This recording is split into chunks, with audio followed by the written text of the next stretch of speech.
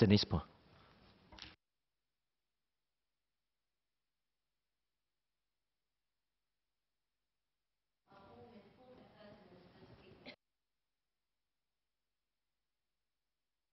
Singapore. And I support the statement for two reasons. One, anyone who cares for Singapore will appreciate and testify that racial and religious harmony is critical to our well-being and that it must be rigorously defended.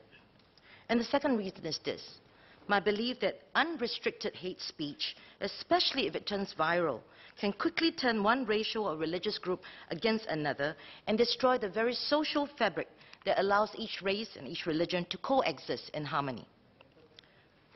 I wish to make a few points on the untenability of unrestricted freedom of speech, the adequacy of the current legal frameworks, and also to seek clarifications over a few concerns I have.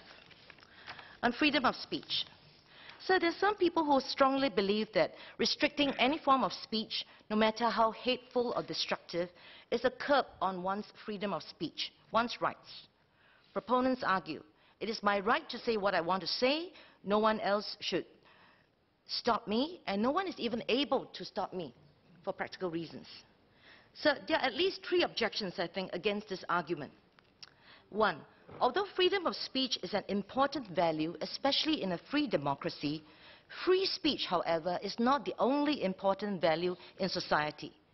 There are other values that we honor, such as the freedom of other persons to live without intimidation and harassment, such as racial and religious harmony, such as mutual respect, anti-bullying, and treating other people with dignity. Freedom of speech is important, but it needs to be balanced against other values and interests of the rest of society. The second is this: each of us is a member of a larger society. Rights carry responsibilities, and freedom of speech ought to be exercised with due regard to those who occupy the same living space as us. Unrestricted free speech, especially hate speech, puts a risk to the order of society.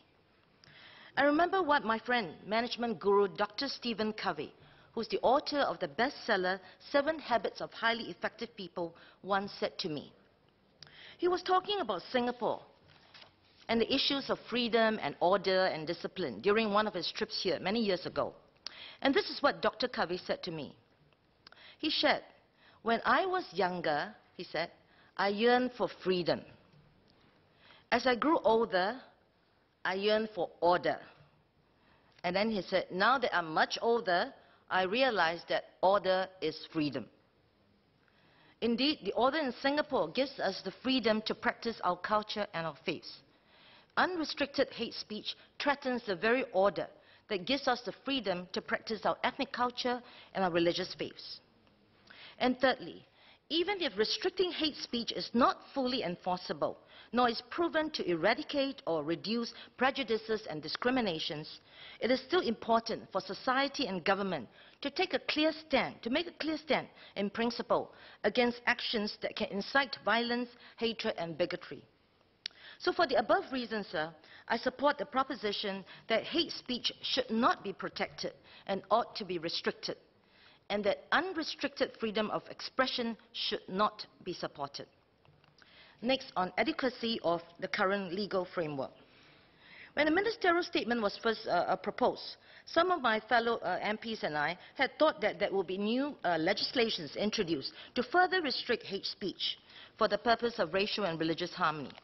I'm glad to know that this is not so. I think the current legal framework standing on Penal Code Sections 298, 298A, the Maintenance of Religious Harmony Act, and Sections 3 and 4 of the Sedition Act are sufficient to deter offensive and hate speeches. And I believe it's important for the Minister to reiterate and to confirm that this statement is really merely to establish clarity of the current provisions and approach, and that no Singaporean needs to be alarmed that there are additional measures or safeguards against hate and offensive speech that threatens our harmony here. On Wateen. So I want to next touch on the Wateen episode, because I think it's relevant to future similar cases. When the objection to the initially approved Wateen concert first surfaced by members of the Christian community, There were at least, I think, 4 factors of consideration to just let the concert go ahead. One is the right of choice for people to choose. Second is the freedom of expression. The third is, I guess, the reluctance of the state to be perceived as overly paternalistic. And then also the reality, the tactical reality that the concert was already given the go-ahead by IMDA, and cancellation would cause inconvenience to and displeasure of the organizers and the attendees. However, as more information was uncovered on the group, it became clear that revoking the concert license to perform was a valid move. And there are good reasons for this. One, the track record of Watain and its nonchalance towards acts of terrorism and going beyond its onstage, its tolerance towards going beyond its onstage satanic rituals into the realm of lawlessness and criminal activity are, to say the least, very disturbing. The Watain leader's confirmation that he totally encourages, I quote, any kind of terrorist acts committed in the name of Watain runs counter to what SG Secure is trying to promote. Also, the unapologetic and blatant anti-Christian views expressed on many occasions by the Watain's frontman, calling all his enemies, quote, Christian sheep who don't dare to confront their enemy, and his encouragement of church burning. They are to me, highly alarming and offensive. And even members of the Malay Muslim community, including mosque leaders, have also expressed objections to the lyrics of the group and its derogatory views towards Christians and Jews. They too voiced their support for the cancellation, as confirmed in the recent Berita Harian report. It is unfortunate that in this instance, the government's decision was reversed so close to the event date, just a couple of days, even when it affects a small group. For that, I think an apology is due to the Watain group and the affected concert goers. But for government to go ahead with the concert just because it was initially approved, after knowing what it now know or uncovered, would have been a wrong decision. Sir, 2 wrongs do not make a right. I therefore support the minister's decision to revoke permission for the Watain concert to carry on. And I hope we have learned valuable lessons from it in the areas of better due diligence and also earlier consultations with key stakeholder groups so that future episodes can be managed more effectively. And lastly, on clarifications. I have some clarifications that I hope Minister can address. First, on how the public will know or is educated on what constitutes acceptable, offensive and hate speech. And second, on how government is going to enforce the current frameworks to reach a healthy and not unhealthy state of restraint. Offensive speech in the grey zone. As Minister has rightly pointed out, speech comes on a spectrum and does not fall into neat categories. While it is easier to identify hate speech, offensive speech is not so. I agree with the Minister that an absolutist approach of the 2 extremes of either totally banning or totally allowing all forms of hate and offensive speech is not wise. But this leaves a grey zone which sits varying degrees of offensive speech. Whether action is taken against a speaker depends on, as Minister has shared, the degree of offensiveness of the words and the likely impact in terms of the platform of delivery, the occasion and the reach. In this framework of it depends, guided by common sense, how can an understanding be achieved with the typical Singaporean, with a man in the street, so as not to cause any unnecessary fear or any unhealthy self-censorship in society?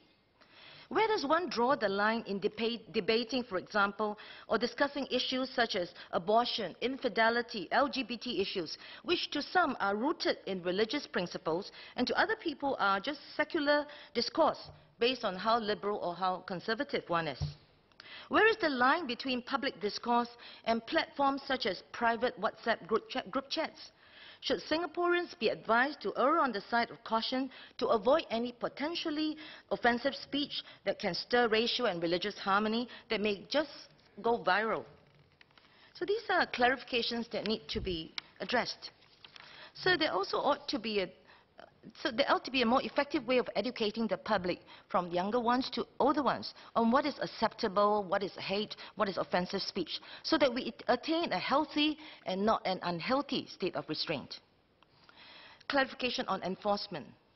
If policymakers are serious about restricting hate and offensive speech to defend our racial and religious harmony that we so value, how does government plan to enforce this approach? There ought to be a clearer and publicized process by which violations are reported, for instance, and decisions by government to be consulted with the relevant stakeholder groups such as key religious and non-key religious groups or leaders. So in conclusion, sir, I am all for restricting hate speech for the sake of racial and religious harmony in our beloved country. And just because an approach may be hard to implement does not mean that we cannot learn to implement it or apply it better. So notwithstanding my request for clarification, sir, I totally and strongly support the ministerial statement.